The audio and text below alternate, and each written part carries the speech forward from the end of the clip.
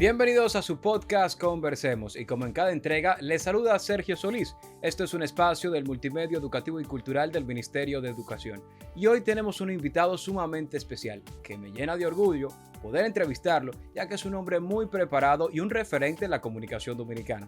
Es locutor, periodista, escritor y catedrático universitario. Nos encontramos con el director de la Escuela Nacional de Locución, profesor Otto Rivera, el señor Carlos Cepeda Suriel. Bienvenido. Gracias, Sergio, por la invitación. Me siento realmente doblemente halagado de estar aquí. Primero, porque vengo a conversar contigo en este podcast Conversemos, mi estudiante de locución, estudiante de maestría en ceremonias. Y segundo, el gran placer mío también es porque sé la labor que viene haciendo EduMás. Entonces, cuando yo veo que se hace televisión y radio educativa, para mí eso es un respeto y una admiración total, porque creo mucho en la educación para los pueblos. Y siempre he creído que ningún pueblo sin una buena educación va a desarrollarse. Y nosotros tenemos cada día que afianzar más el camino hacia la educación. ¿Y qué mejor medio para comunicar, para educar, para orientar que la comunicación definitivamente? Y los podcasts están haciendo un trabajo extraordinario, Sí, claro. Y les felicito a ustedes por este. De hecho, que anteriormente se le llamaban como programas culturales. Sí. Y ahora son podcasts, como mencionaba. Y iba con una pregunta directamente en relación a su pasión por la comunicación y la locución. Pero antes me llamó la atención, ya que habló sobre la educación. En su libro, Manual de Cultura General, usted habla sobre el arte de comunicar. Y uno de los pilares, o los 4 pilares del arte de la comunicación son informar con veracidad, orientar con claridad, entretener en forma sana y educar con apego magisterial. Hábleme sobre esos principios fundamentales para una buena comunicación. Mira lo que pasa con eso. Si los que comunicamos, periodistas, locutores, ahora las redes sociales, que yo siempre he dicho que si las redes sociales hicieran todas un trabajo positivo, correcto. Oye, sería increíble para el pueblo, pero lamentablemente no es así. Es correcto. O sea, muchos lo hacen, muchos no lo hacen. Entonces, si nosotros entendiéramos siempre que estar delante de un micrófono, con una cámara delante aquí, es un compromiso más grande que cuando entramos a un aula universitaria a preparar profesionales. Porque es que en el aula universitaria yo estoy ante 30, 40, 50 estudiantes. Correcto. Hay universidades, por ejemplo, en Francia, que hay aulas capaces de coger 3,000 estudiantes. ¡Wow! Pero hay una cosa fundamental. El catedrático, ante 30, 40, 50 estudiantes, 1,000, 2,000, es grandioso. Pero cuando nosotros estamos delante de un micrófono y delante de unas cámaras de televisión, ¿cuántos estudiantes no hay viéndonos? Entonces, un catedrático tiene el privilegio de orientar, de educar, de preparar a cientos y a miles. Y nosotros, a través de este medio, podemos educar, ayudar o dañar a cientos de miles y a millones de personas. A muchísimas personas. Sí, y claro. De hecho, usted menciona en su libro, siempre me gusta utilizar de referencia su libro, ya que es un manual de cultura general, como menciona, acerca de que los comunicadores, periodistas y locutores tienen una responsabilidad con la sociedad, ya que son educadores de colectividades. Por obligación. Y si no se tiene conciencia de que somos comunicadores, que somos maestros o debemos serlo, que somos profesores o debemos serlo, correcto, realmente no hacemos el trabajo para el cual estamos llamados. Entonces, ¿qué es lo que hay que hacer siempre? Pensar que cuando hacemos uso de la comunicación, hay una inmensa cantidad de personas que nos están viendo y que a esas personas, a ese gran público, a ese conglomerado es que tenemos que hablarles siempre y educar, porque no hay nada mejor que la educación. Es correcto. Entonces, un país como el nuestro, fácilmente tú comunicando a través de un podcast o en cualquier emisora de radio o televisión, puedes hablarles al mismo tiempo a 600,000 personas, a 1 millón, a 2 millones. A muchísimas personas. Pero países como España, por ejemplo, sí, que hay momentos en que un comunicador tiene la posibilidad de hablarle a 8 y a 10 millones de personas. Que son muchísimas personas. Por supuesto. Entonces, el comunicador tiene que entender que debe ser un maestro por excelencia, que debe ser un profesor permanentemente y sobre todo manejar muy bien el idioma, porque el idioma es el principal pasaporte de identidad cultural que tenemos. Y cuando se maneja el idioma se puede educar, pero cuando no se maneja el idioma, la educación queda trunca por obligación. Entonces, muchos comunicadores en nuestro país, lamentablemente, no manejan correctamente el idioma al hacer uso de los medios de comunicación. Y como mencionas, es una responsabilidad, sí, porque hay que actuar con criterios. Exacto, y más se preocupan por hablar bien los locutores y las locutoras. Pero los periodistas, lamentablemente, en la universidad nos enseñan a redactar, pero no nos enseñan a manejar bien el idioma. Que es tan importante como saber redactar, por supuesto. Y se dan casos especiales en la universidad, y es que fácilmente un estudiantado se encuentra con un catedrático que maneja muy bien su área, pero no maneja bien el idioma. Entonces es el peor mensaje que se puede llevar. Hay países como México que si yo voy a enseñar, por ejemplo, filosofía, y sí, me contratan para filosofía, primero tengo que pasar una prueba del manejo del idioma para poder enseñar filosofía. Antes de tomar la prueba de filosofía. Hay que ser, en México hay que ser primero profesor de gramática, manejando la gramática, para luego uno enseñar el área que uno quiera. Es que, por ejemplo, un profesor de matemáticas, si un profesor de matemáticas te dice en un aula, por ejemplo, 2 más 2, 4. Sí. Oye, está enseñando que 2 más 2 son 4. Exacto. Pero está en gran manera estuprando el idioma. Y esa es la diferencia. Estuprando el idioma. Claro, claro. Aprendan ese nuevo término, me gustó bastante. Estuprando. Con frecuencia se estupra el idioma en nuestro país. Y deja explicar algo que quizás muchos dominicanos no lo entiendan. Cuénteme. El idioma es de nosotros. El idioma español es tan de nosotros como de España. Porque fuimos el único país del Nuevo Mundo, el único lugar del Nuevo Mundo donde una lengua fue exterminada. Sí, correcto. Por completo. La Lucaya en ese momento. Exacto. Lo que se llamó descubrimiento de América, que con el respeto a los que así lo defienden, yo lo sigo creyendo que no fue descubrimiento, sino un encuentro de dos culturas, una colonización, y en esa colonización la cultura más débil desapareció, que fue la lengua lucaya. Exactamente. Entonces, en definitiva, creo que lo que hubo fue un encuentro de dos culturas, una evangelización de América, pero no descubrimiento. Sigo creyendo que mucho antes del venir Colón y toda su gente, ya muchos habían venido aquí, sobre todo del Asia. No, increíble. Y de hecho, en el año 1492, cuando llega Cristóbal Colón a la isla de la Española, ya habían habitantes. Sí, claro. Estaban los taínos, se conocían como los taínos. Y fue como un encuentro cultural. Sí, y los taínos, nuestra raza, nuestros antepasados, eran una de las razas familiarmente mejor ubicadas. Los taínos tenían una educación que ya quisiera yo ahora tenerla en este sentido. Mira cómo distribuían su educación en los hogares. Las madres trabajaban la tierra. La tierra. Los hombres trabajaban la pesca y la caza. Y los abuelos educaban. Sí, porque tenían más experiencia. Un orden increíble, sí. Increíble. Entonces, realmente, la única raza que fue exterminada por completo en América fue la taína. Sí, es correcto. A veces la gente se pregunta, ¿de dónde venimos? Yo siempre he creído, y qué bueno para los que nos están siguiendo ahora, de la única manera que uno puede ubicarse en el camino correcto es tener conciencia de dónde culturalmente venimos, dónde estamos y hacia dónde vamos. Y si usted quiere saber si lo que estoy diciendo es necesario, mire, no hay nada más hermoso en América que la historia de nuestro país. Es una historia bellísima y que fue tejida con letra y con sangre. Entonces, si conozco mi historia, cada día voy a amar más mi país.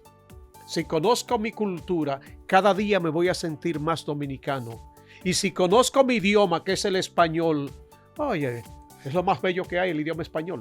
De hecho, hay una frase muy famosa que dice, quien no conoce su historia está condenado a repetirla. A repetir los errores. De manera que si usted no analiza qué pasó, los acontecimientos previos, nunca va a entender el contexto presente en donde se encuentra la sociedad. Definitivamente. Y tenemos un idioma bellísimo. Una vez decía Shakespeare hablaba 5 idiomas. Sí. 5 cuidados y a la perfección. Y un día le preguntaron que de esos idiomas para él, de los 5 que hablaba, que cuál era para él el más hermoso. Y respondió esto: Hablo alemán Sí. cuando quiero expresar mis enfados. No se equivocó, el alemán tiene un acento fortísimo, Bastante. pero fortísimo en gran manera para nosotros. Quizás Sí, para ellos sea es romántico. normal. Bueno, también. Decía, hablo italiano cuando quiero hablar de cosas triviales, sin importancia. Fue injusto el maestro Shakespeare en ese momento, porque era que tenía un gran encontronazo intelectual y filosófico con pensadores italianos. Comprendo, Y por embromar lo dijo. No, el idioma italiano es bellísimo. Dijo, hablo inglés, que era su lengua materna, cuando quiero hablar de negocios. Una realidad grandísima. En inglés todo el mundo se entiende, ¿eh? Y no es porque sea de Estados Unidos. El inglés no es de Estados Unidos. El inglés es de Inglaterra. Claro, originalmente. Claro, por Dios. Y decía francés. Hablo francés cuando quiero referirme al amor. De ahí es que nace la frase común de que el francés es la lengua del amor. Pero yo no creo que nadie en francés se enamore más o se enamore menos. Y también le faltaba una lengua. ¿Cuál era? El castellano. El castellano. Y dijo, hablo castellano cuando necesito conversar con Dios. Wow. Al buen entendedor. O sea que de las lenguas que he mencionado, con el respeto a las demás, el español es tan bello que es capaz de conversar siempre con Dios. Increíble. Es bueno que haga énfasis o enfatizar en la importancia de nuestro idioma, el lenguaje español. Sí, sí. Y usted siempre ha mencionado que es nuestro pasaporte de identidad cultural. Por obligación. Definitivamente. Y recientemente habló sobre la historia cultural y sociológica de la República Dominicana, que en ese caso era la Isla de la Española, Sí, sí. 1492. Sin embargo, autores como Juan Bosch, y a eso va mi pregunta, autores como Juan Bosch en el libro Composición Social Sí. Dominicana, dice que la primera ley fue la encomienda, establecida por Nicolás de Obando en el año 1502. Yo quiero hacerle la pregunta en relación a su interacción o relación con Juan Bosch. ¿Tuvo la oportunidad de conocerlo? Mucho. El don Juan, en gran manera, era que me corregía todos los trabajos que yo hacía. Y mi novela, Más allá del poder, mi primera novela, realmente quien primero la corrigió fue él. Fue Juan Bosch. Sí. ¿Y usted cree que después, tuvo impacto? Definitivamente, don Juan era un maestro permanente. Una persona autodidacta, ¿eh? Y cuando uno conversaba con él, uno le ganaba la vida 1000 años. Y cuando él me corrige mi novela, una anécdota, y como estamos hablando para una familia grande, cuando yo le llevé mi novela a corregir para que el pueblo sepa la categoría de persona, el gran dominicano que tuvimos en Don Juan, yo le llevo la novela en hojas de maquinilla, cuando eso era maquinilla, Claro. y le llevé 714 páginas. ¿Cuántas? 714. Y cuando se la dejo, me dice, déjame chequearla. Era en campaña electoral que estaba en ese momento. Wow, sí. Imagínate. Y me dice, déjame sacar un tiempecito, Cepeda, y chequearla. No te prometo cuándo te voy a llamar. Eso era viernes. El lunes en la mañana me llama Euclides Gutiérrez Félix y me dice que dice el profesor que pases por allá por la casa, que tiene tu novela corregida ya. ¿Qué? ¿Pero tan rápido? Bueno, yo me quedé para que la familia dominicana sepa de qué estamos hablando. Para mí era imposible que 714 páginas se corrigiera en 2 días. Y cuando llego allá, yo dije, caramba, después que yo le comenté a él a los muchos años eso, se rió muchísimo. Yo fui a la casa con la idea de, se me cayó la imagen que tenía de don Juan. Porque no puede haber corregido la novela en 2 días. Y cuando llego a su casa, recuerdo como era 7:30 de la mañana, vivía en la Pedro Enrique Sureña, él, frente a la Biblioteca Nacional, me dice, siéntate, ven, vamos a conversar de la novela. Y conocía la novela más que yo. Increíble. Y conocía cada personaje. Y me dijo, en tal capítulo hay una frase muy dominicana, sácala para que cuando la novela viaje sea más fácil. Y en un momento que yo hablo de un helicóptero que se estrella, me dice, el helicóptero no explota de esa manera. Tiene tantas fracciones de segundos para explotar. O sea, ese era don Juan. Y de ahí fue que me dijo, llévele la novela también a Mariano Lebrón para que te la chequee. Y si quieres a don Pedro, realmente parece que le gustó la novela. Y luego, Más allá del poder, de la novela que hablo, la padrinaron don Juan, don Pedro, Mir y don Mariano Lebrón Sabiñón. Increíble, que eran grandes representantes de la literatura dominicana en aquel contexto social y su legado permanece. Permanece. Porque hoy en día, por ejemplo, libros educativos Sí. que provee el Ministerio de Educación, por ejemplo, como el caso de La Mañosa, Sí. son escritos por Juan Bosch. Sí. De manera que usted también hace mucho énfasis en el aporte cultural y la importancia de la base cultural para todo comunicador. Es que la cultura es la base de un pueblo. Bueno, mire, recientemente estaba en una clase con Ariadna Rivera. Sí. Y ella estaba, la hija de don Otto Rivera. de don Otto Rivera, exactamente. Sí. Y ella estaba comentando sobre la importancia de tener una base cultural. Sí. ¿Por qué? Porque hablar bonito no es solo hablar bonito. No, Para hablar bonito hay que tener contenido. De manera que, ¿cómo usted asume o qué importancia, qué grado de importancia le da al acervo cultural para el comunicador o locutor? Mira de qué forma tan sencilla te puedo responder eso. Hay dos caminos que tenemos siempre que tener pendientes. Uno, un camino que lleva a la ignorancia. Sí. Y cuando se llega a la ignorancia, fácilmente caemos en la esclavitud. ¿A qué me refiero? Mientras menos conocimientos tenga un ser humano, más va a depender de los demás. Increíble. Y mientras uno más depende de los demás, aunque uno no se dé cuenta, termina esclavizándose. Y ese otro camino, que es el que todos debemos buscar, es el saber. Mientras más conocimiento tenemos, mientras más sabemos, mientras más aprendemos, más libres seremos. Sí, de hecho, usted menciona sobre que el soporte de todo comunicador es la literatura universal. Por obligación, por obligación. Aprender sobre los grandes literatos del mundo que han precedido, por ejemplo, tenemos el caso de William Shakespeare, Julio Verne, claro. Tenemos a Juan Bosch como referente dominicano. Y el punto de partida que es Cervantes para nosotros. Por ejemplo, exactamente. Yo no concibo que no haya alguien en este mundo que no haya leído El Quijote, por ejemplo, que es la base de la literatura española. Y además hay una cosa fundamental. Cada libro leído es un pedazo que uno le agrega a la vida. Y mientras más leamos, más grande, más ancha, más inmensa será la vida de cada uno de nosotros. Entonces, me preocupa que la juventud dominicana, mira, yo soy amante total de la juventud, pero le tengo esa crítica a la juventud dominicana. La juventud dominicana no está acostumbrada a leer. No está acostumbrada a leer. Entonces, tiene que acostumbrarse a leer. Da gusto ir, por ejemplo, a Madrid y entrar a una biblioteca y tú ves esa biblioteca repleta de jóvenes leyendo, investigando, estudiando.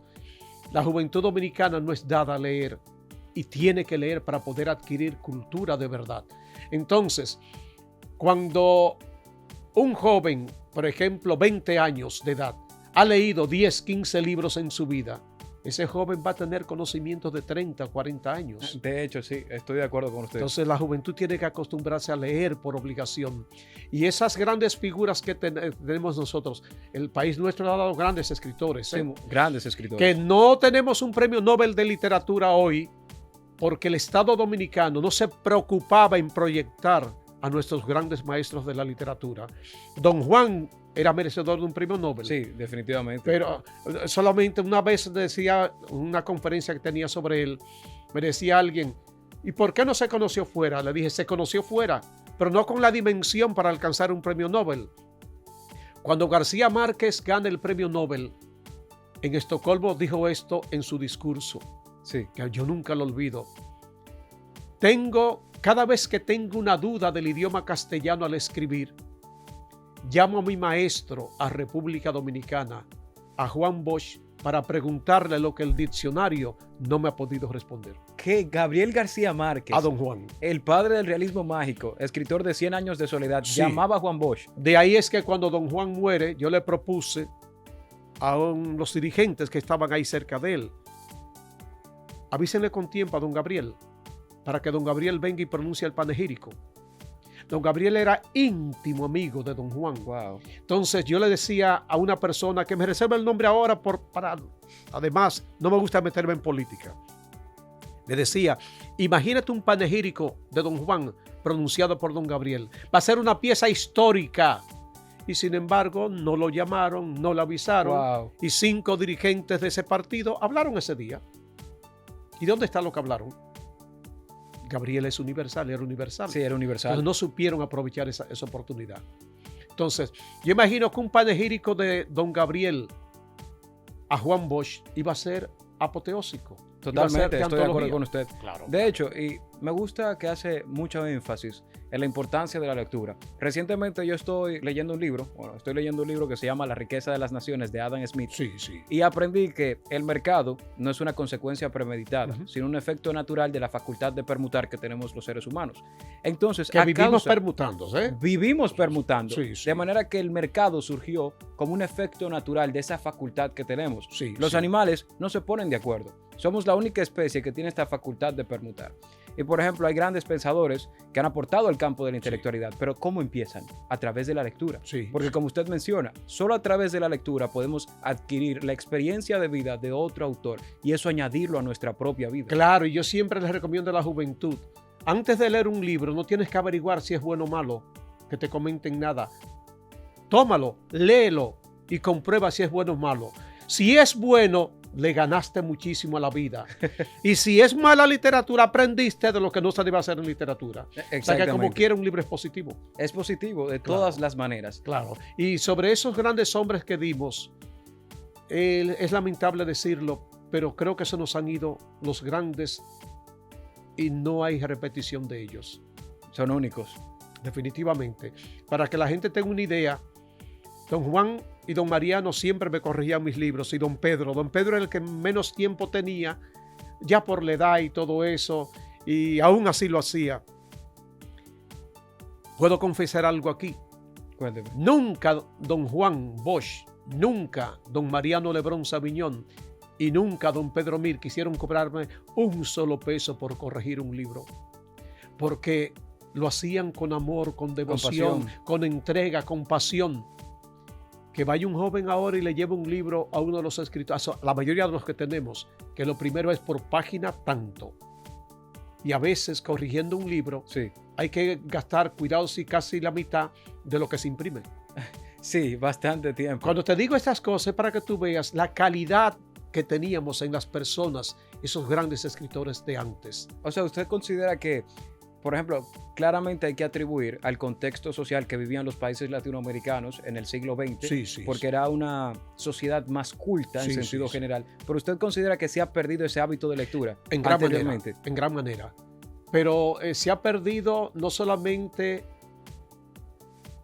por la poca costumbre de leer, es porque realmente las escuelas, los colegios, las universidades no acostumbran al estudiantado a leer. Por ejemplo, en la universidad yo abolí por completo en lo que en mis materias concernían los seminarios. Los seminarios. Yo digo, pero acá un seminario, y más en este tiempo cuando eso, las redes sociales no estaban, ni tampoco la inteligencia artificial. Sí. Y yo decía, me preparan un seminario, desde que comienzo a leerlo ya sé que es una copia. Ya sé que han copiado todo. Entonces yo, por ejemplo, gramática, filosofía, literatura, yo siempre buscaba obras para que la analizaran. Okay. Y cuando en el aula ponía, por ejemplo, 10 obras para ser analizadas por grupos de estudiantes, se aprendía muchísimo, más que con un seminario. Además, la mayoría de las veces los profesores no teníamos tiempo de corregir 30, 40, 50 seminarios. Sí, no, por el tiempo. No, y que eso fomenta también la práctica del pensamiento crítico. Sí, que es sumamente importante para la habilidad de leer. Exacto. Y cuando hablaba ahorita de esa calidad de las personas de ayer, esos grandes literatos, no es que hoy no haya, ¿eh? No, claro, sí. Por ejemplo, mi manual de cultura general me lo corrigió para mí el principal de los filósofos que tenemos ahora, que es Alejandro Arbelo. Y Alejandro Arbelo me respondió igualito que don Juan, y que don Mariano y que don Pedro. Cuando le digo, maestro, él fue mi maestro en la universidad, maestro, ¿cuánto debo pagarle? Y me dice, ¿me estás ofendiendo? Le dijo así. Imposible. Y él fue y me presentó en el Teatro Nacional el Manual de Cultura General. Él fue el prologuista del libro y también quien lo presentó en el Teatro Nacional. Pero don Alejandro Arbelo, mi maestro, es una hechura de los tres que mencioné. Sí. De don Juan, de don Mariano y de don Pedro. Te quiero decir esto para que la gente sepa que no es que todo se ha perdido. Sí, no, aparecen algunos que todavía se mantienen. Excepciones, como sí, sí. Y la educación es fundamental. Mira, yo creo mucho en esto que ustedes están haciendo. Sí. Cuando uno ve la labor de Dumas y uno ve educación a través de la radio, de la televisión, de los medios, eso es lo que se necesita realmente. Y cuando tú te das cuenta que realmente se educa a un pueblo usando los medios de comunicación, somos capaces de educar una infinitamente mayor cantidad a través de los medios que a través de los centros educativos. Es correcto, sí. Y también a través de los medios dañar una mayor cantidad de personas. Entonces, la educación dominicana tiene que mejorar muchas cosas. Yo confío mucho en el ministro que tenemos ahora, El señor Luis Miguel de Camps. Confío sobremanera porque yo sé la capacidad y el talento de él. Y sé que es un joven preparado y sano, que vale mucho en la educación. Pero también él está obligado a salir bien de todo. Es correcto. Por los padres que tuvo, el papá que tuvo y la madre que tiene. ¿De quién es hijo? De uno de los políticos más preparados que teníamos y más aguerridos, que iba a una entrevista y tú decías, dejó sembrado algo, que era Toy de Camps. Y la mamá, una de las más grandes artistas que tenemos, Cecilia García, una mujer polifacética, como yo siempre he dicho de ella, es la dominicana con mayor garbo. Sí, es una verdadera diva. Sí. Entonces, Luis Miguel está obligado a triunfar por los padres que tuvo y la preparación que tiene. Yo confío mucho en él, en lo que puede hacer en la educación dominicana, porque creo que puede lograr cosas que realmente otros no lo han podido. Entonces, yo le auguro a él el mayor de los éxitos. Ojalá tenga tiempo de hacerlo. Claro. Porque la educación dominicana necesita muchas transformaciones. Por ejemplo, la Comisión de Espectáculos Públicos, Sí. a la cual yo pertenecí durante 34 años. Yo siempre me decía como miembro de la comisión, ¿pero y por qué está la Comisión de Espectáculos Públicos en Obras Públicas? ¿Qué es Obras Públicas y Comunicaciones? Sí, para lo que se refiere a comunicaciones, obras públicas, es a la comunicación de las carreteras, de los caminos, de las comunidades, sí. no de los medios de comunicación. Y yo decía, ¿a quién debe pertenecer la Comisión de Espectáculos Públicos? Realmente al Ministerio de Educación. La educación. Por obligación, no a cultura siquiera, porque cultura lo que tiene que ver es con cosas más elementales, más altas de la literatura. Entonces, debe ser a educación que pertenezca. A educación. Sí, y los medios, todo lo que son instituciones de medios de comunicación que pertenezcan a educación. Porque la institución que tiene que ver, el ministerio que tiene que ver directamente con lo que es la formación de un pueblo, es el Ministerio de Educación. Es el Ministerio de Educación. No es otro. De hecho, recientemente invité a Derek Rubio, uno de los profesores más jóvenes del otro Muy buen Rivera, profesor. y él estuvo comentando una frase, me comentó una frase que la escribió Isaac Maduro, que es otro profesor del otro Rivera. Allá también. Que es acerca de no buscar la fama en los medios de comunicación, sino buscar la vigencia. Sí, la vigencia, claro. Entonces, en un mundo tan globalizado que tenemos y la información más accesible que nunca, también es una arma de doble filo, porque hay información buena, información mala, o más bien contenidos negativos y contenidos positivos que aportan al bienestar de las personas. Claro. En ese mismo orden, ¿usted considera de que, o cuál sería la llave para la credibilidad y el respeto público para los periodistas y comunicadores? ¿Cuál sería esa llave? Mira, esa llave fundamental no va a tener que tocarla después si se ha preparado. Porque cada vez que abra la boca, o cada vez que escriba, o cada vez que hable, ya esa puerta está abierta permanentemente y nunca se va a cerrar. Y esa llave no tiene ni siquiera que usarla, porque cada vez que pronuncie una palabra, cada vez que hable, y esa puerta se abre sola. De manera inmediata. Y esa puerta esa es hacia una casa inmensa, que es la comunicación. La comunicación. La familia donde uno llega. En relación acerca de los aportes que ha realizado el Ministerio de Educación y cómo ha contribuido un bienestar general en toda la sociedad, y usted siempre resalta la educación dominicana. La educación dominicana está cargada de credibilidad, porque para la aplicación de la buena educación se necesita base, fundamento y hasta filosofía, porque se necesita criterios para educar. De manera que yo quiero hacer pregunta, ¿cómo los periodistas, locutores y comunicadores pueden ganarse el respeto público y mantener esa credibilidad por mucho tiempo? Mira, esa credibilidad pueden primero conseguirla, que se consigue más fácil que mantenerla. Esa credibilidad es a base de cultura. Si cuando el comunicador al hablar realmente lo hace con base, lo hace con sencillez, lo hace con familiaridad, lo cual no concibe por ningún lado palabras rebuscadas, Sí. sino una forma sencilla, llana, que puedan entender a uno. Y eso es abrir una puerta y uno quedarse en el público. Y cada vez que ese comunicador hable, que la gente cree en lo que está diciendo y cree en él. Sí, eso es lo cree en importante. él. Entonces, definitivamente, esa llave para abrir una puerta y quedarse en el público depende muchísimo de cómo uno pretenda llegar al público. Y mientras más capacidad tengamos, mientras mejor dominio del idioma tengamos, mientras más base cultural podamos llevarle a las personas, la gente va a creer más en uno.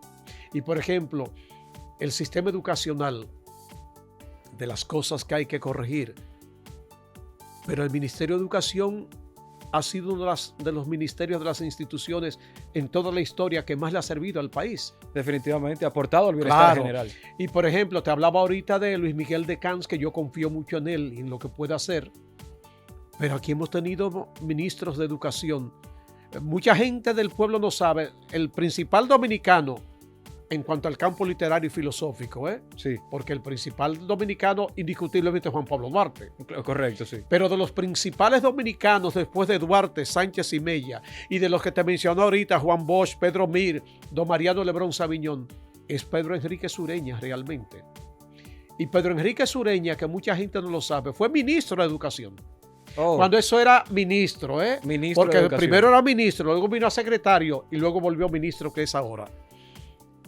Y Pedro Enrique Sureña, una cumbre del pensamiento hispanoamericano, orgullo dominicano, hijo de doña Salomé y de Francisco Enríquez y Carvajal, Sí. los grandes educadores, fue ministro de Educación. ¿Cómo llega don Pedro Enríquez Ureña a República Dominicana? Vuelve como ministro de Educación. A Trujillo le hablaron en el 32, cuando Trujillo quiso hacer el alarde de la construcción de muchas escuelas, que fue verdad, que fabricó unas 3.000, 4.000 en poco tiempo. Sí. Y es verdad que los profesores que buscó, muchos españoles y algunos venezolanos, vinieron y hicieron su trabajo en nuestro país. Se interesó en ese dominicano que era tan respetado en México, en España, en Argentina y en Estados Unidos. Pedro Enrique Sureña. Pedro Enrique Sureña. Y le hablaron que era el hijo de Salomé, el hijo de Francisco Enríquez, que tenía la preparación de los padres, que sus padres fueron preparados por Eugenio María de Hostos, que era la base fundamental de nuestra educación. Sí, correcto. Eugenio María de Hostos fundó la escuela normal, que eso es mucho decir. Como Pedro Enrique Sureña le formó la escuela normal a México, con José de Vasconcelos. En México, Pedro Enrique Sureña es una de las figuras más ilustres que hay, al igual que en España y en Argentina. Y lo trajo a República Dominicana y lo hizo abandonar todo ese campo inmenso que tenía ganado allá y le dijo, tú tienes que venir a servirle a nuestro país como ministro de Educación. Y él lo aceptó el cargo y vino. Pero hubo un problema, que es que un político de entonces, intelectual, Sí. literato, en una cena que tuvo con Trujillo, le dijo, a mí me gusta la idea de Pedro Enrique Sureña como ministro de Educación, pero generalísimo, recuerde que Pedro Enrique Sureña es ateo, no cree en Dios. Oh, Y de ahí es que él va a implementar la educación hostosiana. Y se vendió la idea de que Eugenio María de Hostos era ateo y no creía en Dios. Nada cierto. Era una falacia. Sí, claro, por Dios. Y Trujillo comenzó a sentir dudas del trabajo de Pedro Enrique Sureña. Y un día lo mandó a buscar y le dijo, ¿usted sigue enseñando en las escuelas en el sistema hostosiano? Dijo, sí, claro. Con él me preparé y se prepararon mis padres. Y le dijo, quiero que me cambies el sistema. ¿Cómo hablaba él? Sí. Quiero que me cambies ese sistema. Y él dijo, yo no puedo. Yo me preparé con el sistema hostosiano, que es la formación verdadera del maestro y del estudiante. Y si no puedo hacerlo así, yo no conozco otro medio de hacerlo. Inténtelo. Y el día menos esperado se fue de viaje y le comunicó que ya no podía seguir como ministro de Educación. Ah, por eso se retiró. Claro, claro. Pero el dominicano que indispuso a Pedro Enrique Sureña con Trujillo, que debiéramos tener hoy la mejor educación de América entera, Sí. realmente fue un dominicano que luego fue presidente de la República. Entonces, Pedro Enrique Sureña, si se hubiese continuado en nuestro país con el sistema ostosiano, otra cosa fuera la educación nacional. Y honestamente te digo, debiéramos ser el país que mejor manejara el idioma, debiéramos ser el país que mejor manejara la gramática castellana y debiéramos ser el país de mejor sistema educacional. Pero todo eso se perdió aquella vez. Increíble. Cuando le llevaron chismes a Trujillo. No, y por eso hay que conocer la historia, porque solo entendiendo los acontecimientos previos a la actualidad podemos comprender y analizar la sociedad. Claro que sí, claro. Por eso te hablaba ahorita de que me alegró cuando pusieron a un joven frente al Ministerio de Educación, Luis Miguel. Digo, qué bueno, y sigo creyendo en él. ¿Tú me entiendes? Sí. Con el trabajo que él pueda hacer. Porque preparación tiene. Sí. Y preparación y apoyo. Entonces yo creo que él puede casarse con la gloria haciendo cosas que otros ministros no pudieron. Es correcto. Sí. Es correcto. Y ya, maestro, para finalizar, ya que me están diciendo que me tengo que marchar, resulta que hay muchos locutores, comunicadores y periodistas, pero he aprendido en la Escuela Nacional de Locución, profesor Otto Rivera, que hay muchos comunicadores, pero pocos locutores, Sí. ya que hay una base cultural y una formación académica previa antes de salir a hablar ante un micrófono. De manera que a esos periodistas, locutores, comunicadores sociales, que quieren ganarse el respeto, la confianza del pueblo dominicano, y usted, que es un referente y una figura emblemática de la comunicación dominicana, ¿qué consejos le enviaría a estos jóvenes que quieren iniciar en este mundo de la comunicación? Primero, que tomen conciencia de la responsabilidad que es hacer uso de un micrófono y de estar en una cabina de radio y de estar delante de una cámara de televisión. Si no toman conciencia de eso, va a ser imposible lograr realmente la misión que les corresponde. Que se preparen cada día más, que sean maestros verdaderos, que sean profesores verdaderos, que sean educadores verdaderos, porque es que si no cumplen ese rol de la educación, su trabajo no va a resultar como todo el mundo espera. Porque es que a través de este aparatito, delante de una cámara, permanentemente estamos educando o maleducando. Es correcto. Estamos orientando o desorientando. Entonces yo creo que el comunicador, el periodista, el locutor, debe tener pendiente siempre que cada vez que abra la boca debe ser para construir, para instruir, para ayudar a avanzar, no para destruir. Y hay muchas personas en nuestro país que cada vez que hablan es para destruir. Además, cada vez que yo oigo en los medios de comunicación un lenguaje soez, Sí. yo digo, tierra trágame. Porque ¿en qué cabeza cabe que un lenguaje soez es para medios de comunicación? No lo es. Cuando hay niños viendo, escuchando. Además, ¿qué hace un comunicador? Entrar a un hogar que ni siquiera conoce sin pedir permiso. Y va y se posiciona en ese hogar a través de la televisión o la radio. Y es capaz de transformar esa familia para bien o para mal. Es correcto. Entonces, el locutor y la locutora, el periodista, la periodista, todo el que es comunicador, es capaz de hasta de entrar a la intimidad de una alcoba sin pedir permiso. Entonces, uno quiere un privilegio más grande que ese, que a través de la comunicación, comunicador, yo puedo ir y sentarme con una familia que está en su hogar y ayudar a esa familia y construir y educar, ayudar a preparar.